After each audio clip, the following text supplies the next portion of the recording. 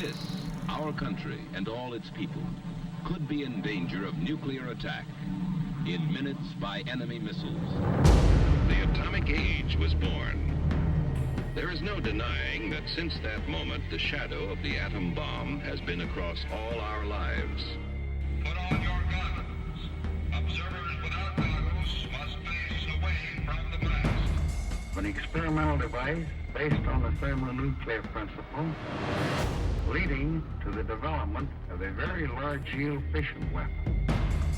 You are the target of those who would trample the liberties of free men. You are in the crosshairs of the bomb sight. An enemy is centering on you. Good evening, my fellow citizens. This government, as promised, has maintained the closest surveillance of the Soviet military buildup on the island of Cuba. I was on a launch console when President Kennedy was assassinated. We went to a DEFCON 3, and a DEFCON 1 is war. At that point, we didn't really know who it was that assassinated the president. Yes, I remember that.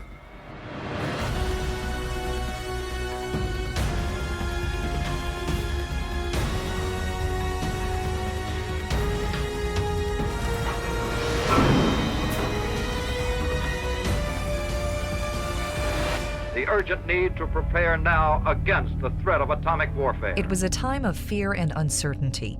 The United States was in a war, a silent Cold War that was always present, putting Americans in a constant state of tension for over 40 years. Let us face, without panic, the reality of our times. The fact that atom bombs may someday be dropped on our cities. America was in a competition with the dominant world power on the other side of the globe, the Soviet Union.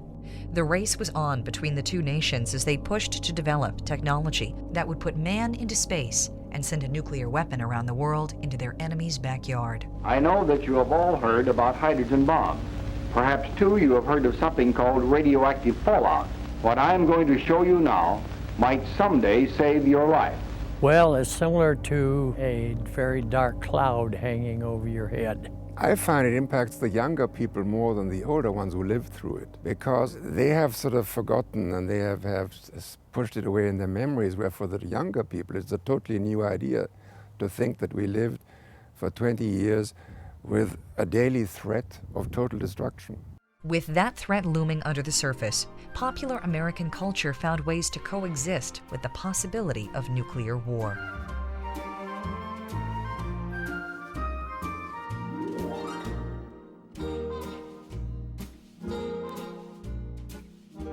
Well, looking back on it, it was kind of silly. We built bomb shelters in our backyards. The solution is plain. Fallout shelters are the best defense against nuclear radiation. Well, I grew up in rural Virginia, about 100 miles south of Washington, D.C. When I was about 5 years old, I remember this guy in a business suit was going around and visiting everybody in our little rural county and talking to them in 1963 about building bomb shelters. You can build an earth-covered shelter which affords the best protection against blast, fire, radiation, and radioactive fallout. As a child in grade school, I can remember the drills, diving beneath the desk and spending some time down there, not really sure why. If you do not know just what to do, ask your teacher when this film is over. There might not be any grown-ups around when the bomb explodes. Then, you're on your own.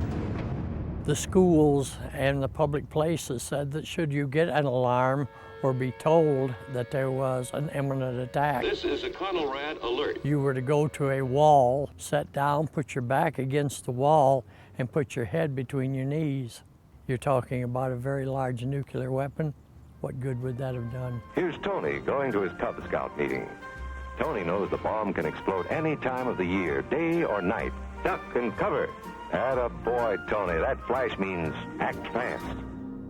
2 days in August 1945 changed the way mankind would fight future wars and abruptly brought an end to World War II, ushering in the age of atomic warfare. At 8:15 in the morning of August 6, Japanese time, the first atomic bomb hit an enemy target, and in the towering mushroom, Japan could read its doom. I think you have to remember that our preparedness came about the hard way. After World War II, I think we began to realize that we had to remain prepared to meet threats. This was an example of a way to do that. A highly trained and well-equipped North Korean army swarmed across the 38th parallel to attack unprepared South Korean defenders. Caught off guard, they were all but overwhelmed until the United Nations took its historic vote to intervene. Communist North Korea engaged the Democratic People's Republic of South Korea in a brutal conflict as the United States and the Soviet Union clashed on the Korean Peninsula in the first armed confrontation of the Cold War. In the beginning, what we had was a threat of only nuclear bombers coming in from the Soviet Union, which meant we had probably hours in order to respond. Once that our missiles came into being, we were down to minutes. The Soviet Union shocked the world on October 4, 1957, as the first generation of intercontinental ballistic missiles carried Sputnik into orbit. Today, a new moon is in the sky, a 23-inch metal sphere placed in orbit by a Russian rocket in the class of an intercontinental missile. You are hearing the actual signals transmitted by the Earth-circling satellite. One of the great scientific feats of the age. Overnight, the atomic age gave way to the space age, and the next generation of missile development began on both sides of the globe. We as a country, we were not ready for Sputnik.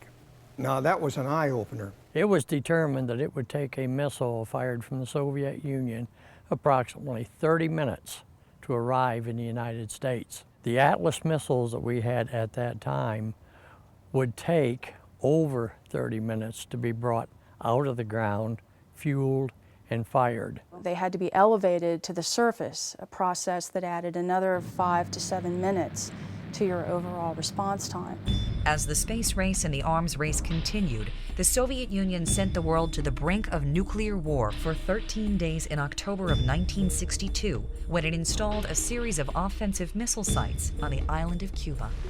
It shall be the policy of this nation to regard any nuclear missile launched from Cuba against any nation in the Western Hemisphere as an attack by the Soviet Union on the United States, requiring a full retaliatory response upon the Soviet Union. 2 years prior to the Cuban Missile Crisis, construction had already begun in the United States on a defensive nuclear deterrent, the Titan II intercontinental ballistic missile.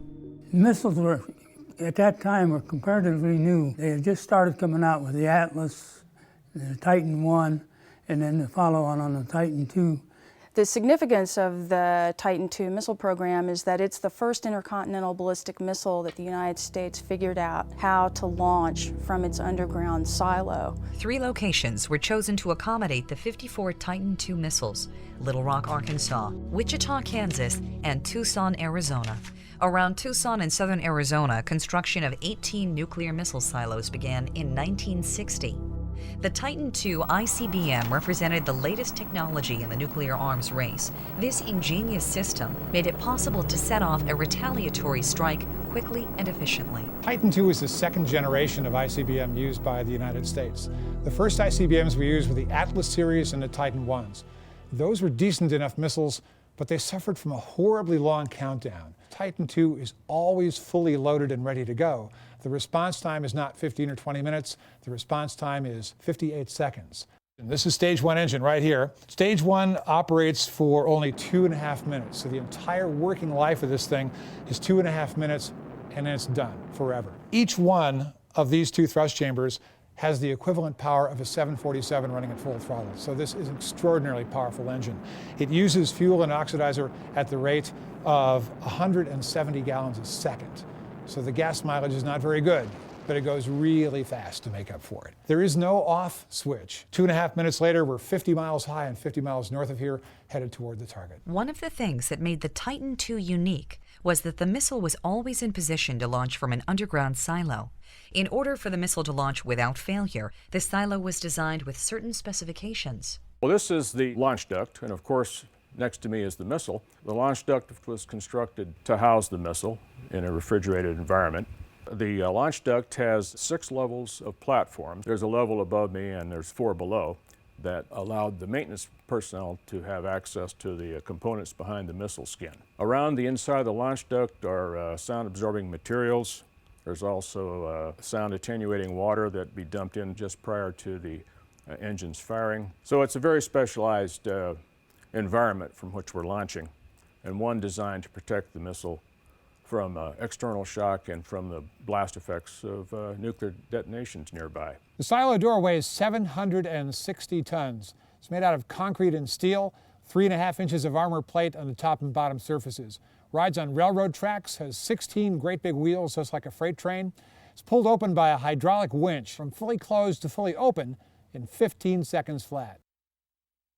This is one of 4 6,000-pound blast doors. It creates what's called a blast lock. The idea is that you have 2 doors, the outer door and the inner door, and both doors can't be opened at the same time. So if somebody is coming or going from the complex and the bomb goes off, blast can't get all the way into the complex. Between June 8th and December 1st, 1963, all 54 Titan II silos went on alert. It was a missile designed for a specific purpose. It was unusual in the fact that it was liquid propelled and it could be launched from a launch duct at the missile silo, and it could be handled by 4 crew members. Specially trained combat crews went to work with most of their work hours spent under the surface. We'd arrive at the base between 7:30 and 8 o'clock. We had a briefing that would give us some idea of the maintenance complexity for the site for that day. There was also a briefing on the geopolitical situation of the world, which would give us indications of whether or not we were going to have a normal alert tour. And by the time we left the complex the next day, we'd be gone about 30 hours. This is the crew's quarters, routinely described as a Motel 2 because of the Spartan accommodations. Your basic kitchen, and in the sleeping quarters, just a pair of bunk beds and a privacy screen as an accommodation for mixed crews. Women were allowed to be crew members beginning in the late 70s. I was in one of the early classes of women recruited for Titan II crew duty when the Air Force opened that job to women in 1978. Prior to that time, Titan II crew duty had been closed to women because technically it's a combat position. Once the crew was securely inside the underground complex, they were not allowed to leave. Security was a very important aspect of missile site operations and was taken very seriously. When the complex was operational, all the security was handled by these things called TPSIs. And the TPSI name comes from their official designation, which is AN/TPS-39. These are actually radar antennas. They send a radar beam all around the silo door. And if anything disturbs that beam, it'll set off an alarm down in the control center. Now, the crew will typically not come up here to see what the problem is. They just get on the phone with the air police, who will arrive with their M16s to have a look around. As the years passed, the United States and Soviet Union continued massing stockpiles of nuclear weapons like the Titan II. As a result, the two superpowers found themselves locked in a stalemate known as mutually assured destruction. If either side launched, both countries would experience unparalleled devastation. If we got an order to launch, then we have what is called a valid message and authorization to take our locks off the safe. Inside the safe are launch keys and authentication materials. First thing we do is authenticate the message. We compare a code word in our radio message with the code word we got in the safe. If the code words agree, then the message is authentic. All right, sir. At this time, we need permission from the wing commander to obtain keys and return them at the appropriate steps. Gives us authorization to install our launch keys. Okay, once launch keys are installed, we need to determine the time of launch. Involves just a little bit of arithmetic. Write the launch time on the face of the clock with a grease pencil so we don't forget. Last but not least, we need to install the butterfly valve lock code. That code comes in with the order to launch. Once the code is installed, we're good to go. All we need to do is wait for commit time and turn keys. Commander, on your countdown. 5, 4, 3, 2, 1, turn keys. Launch enabled. Okay, the first thing that happens is we get launch enabled. Batteries activated lights up, means we have 2 batteries aboard the missile that are charging up. They're going to supply power for the guidance computer while the missile's in flight. It takes about 28 seconds to charge the batteries. When the batteries come to full power, we'll get APS power. That stands for Accessory Power System. That means the missile has switched to internal power and is now on its own. About that same time, the silo door will start sliding open. When it slides far enough, it'll slide through the TPSI beam and set off the alarm. That'll give us silo soft. We then get guidance go, means the internal guidance computer has full control of the mission. In a few seconds, we'll have main engine start. When the engines ignite, we'll have a loud fire alarm and indications that fires are burning in the silo. From engine start, it's just a few seconds to lift off, build up thrust, pop the hold down bolts, and off we go. 58 seconds from key turn to lift off. There is no oops switch. The missile cannot be stopped. It's going to fly about 35 minutes. It's headed for target 2. That's a classified target. The crew didn't know where it was. We still don't know today. And in 35 minutes, target 2 disappears in a fireball some 3 miles in diameter and brighter, they say, than 100 suns. The question often is asked, would you have turned the key had the message ever been broadcast that would have directed the launch of the missile? And most of us, I think, in that case would have done so without hesitation. Although I will say that you wouldn't be without your thoughts, but beyond that, I think most of us would have gone right ahead to carry out the order without question. A lot of people that come through the Missile Museum ask, how would you feel about turning the key? And my honest answer is, we didn't think about it. We never, ever discussed it.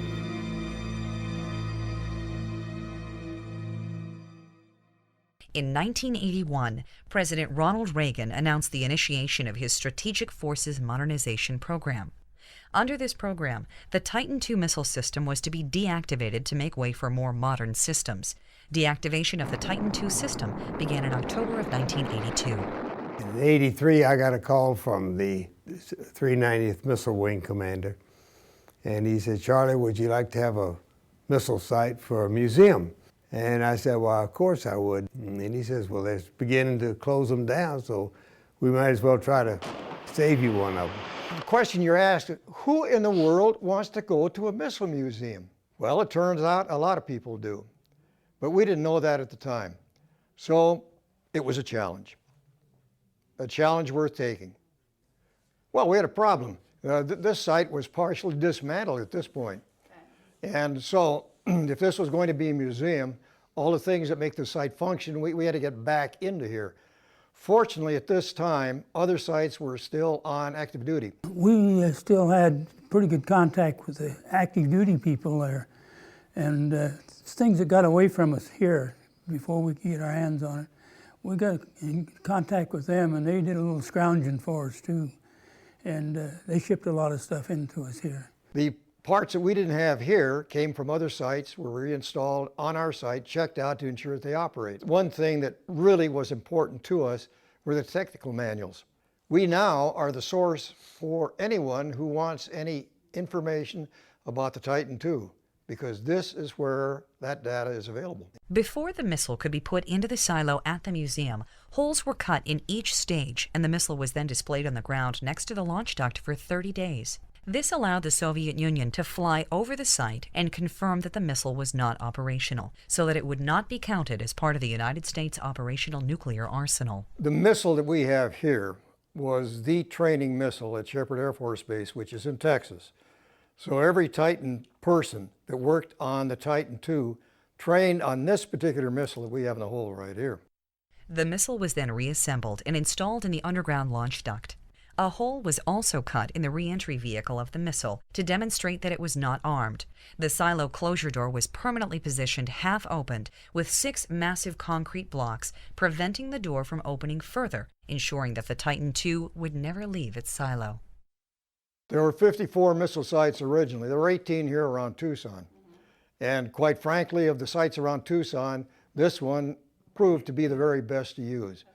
Of the other 54, well, the remainder have all been destroyed. This site really worked for a number of reasons. So we really had an ideal site, a site with volunteers close by, a site that had heavy tourist travel along the main artery, and this particular site was a good site, and we called it a dry site.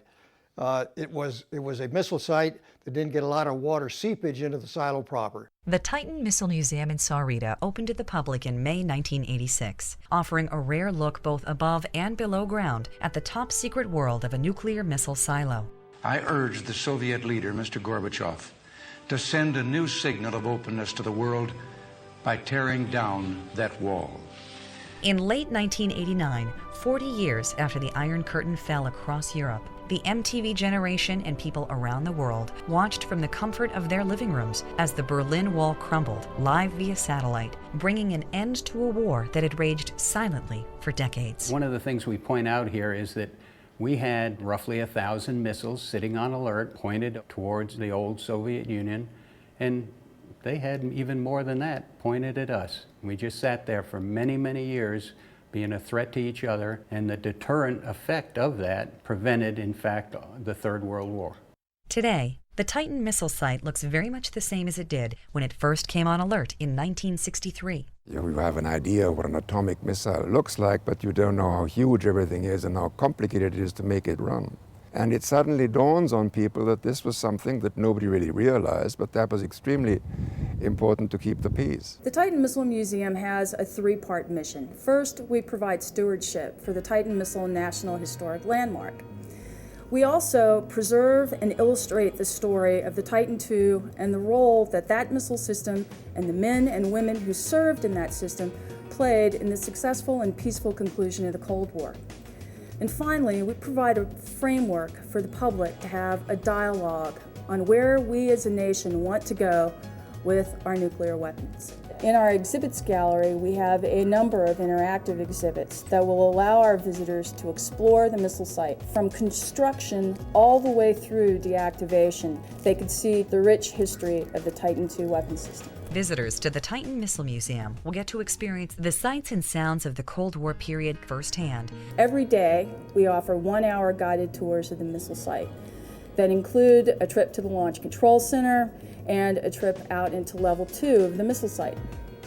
We also have a top-to-bottom tour, and that tour takes about 4 hours, and you're going to see and explore every nook and cranny of the missile site. We have Moonlight Madness, where we stay open late, one Saturday night a month, and we provide kids' activities with our mad scientists and reduced admission. We have Science Saturdays, where kids learn to build seltzer rockets that they get to take home with them. Education is really important to us at the Titan Missile Museum. Every year, more than 1,500 students visit the museum with their classrooms. The Titan Missile Museum has a special relationship with its sister museum, the Pima Air and Space Museum. Both are part of the Arizona Aerospace Foundation and members of the Pima County family of attractions. A world-renowned aerospace museum and education center, the Pima Air and Space Museum allows visitors to pass beneath the wings of the rarest and most significant aircraft to ever take flight. The Pima Air and Space Museum and the Titan Missile Museum share the challenge of most historical museums, staying relevant to younger generations who may not have a personal connection to the history being preserved. For the Titan Missile Museum, its connection to the Cold War is vital for visitors to understand. We're getting further and further away from the last days of the Cold War, and it's getting more difficult to reach people who don't really have a connection to the Cold War. It's not only the actual physical plant we're preserving, but we're preserving the history and where it fits in the history of the Cold War, and therefore in the history of an important part of the last century. I think if we didn't have displays like this with the information and education available to the people who visited here, you'd very soon forget why this missile was important to us during that brief period in the Cold War where it was in existence in an operational missile. People understand why it should be there because it's part of our history and it has some lessons to teach to future generations. Especially when you look at the present situation in nuclear armament, it was easier then. There was one enemy, and the enemy knew perfectly well what he was going to get into, and therefore it never happened. Talking about nuclear weapons and their role in the Cold War is probably one of the most polarizing topics that you can discuss about the Cold War. What I really hope people take away from a visit to the museum is a frame of reference, or a framework that they can use going forward to make their own decisions about where they think the United States should go with its nuclear policy. As time passes and the memory of the Cold War fades, a museum that reminds the world that nuclear war and World War III were only a key turn away becomes more essential. I think the public should support the Titan Missile Museum for a number of reasons, but chief among them is the fact that it's a National Historic Landmark. That means that it has the distinction of being a site that has influenced the fabric of our culture in the United States. Another reason is because we can be a center of civic engagement for the community. It's a natural venue for teaching the public about emergency preparedness. And I really hope that going forward, we're going to be able to do that for our community. The Titan II intercontinental ballistic missile played a significant role in the successful conclusion of the Cold War. This amazing feat of engineering has stood the test of time, and with the transition from live missile to museum, new generations are given the opportunity to see inside the underground silo where a missile stood, keeping the world at peace for a short time. First of all, I am absolutely amazed that 40 to 50 years ago that they could put together a system like this.